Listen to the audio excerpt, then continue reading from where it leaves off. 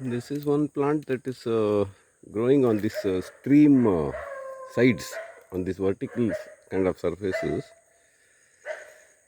And initially, when I saw it's, I thought it's that Arthoda vasa because the leaves and all have that kind of look. But now that it has flowered, it's something else. So this identity I not yet got, so I'll put it up when I get it on the title of the video. But flowers are quite attractive, and then it tolerates a lot of shade, and it's a bushy kind of plant. You can see this is a stream bed, and on the left side this plant is there. Quite extensively it has grown.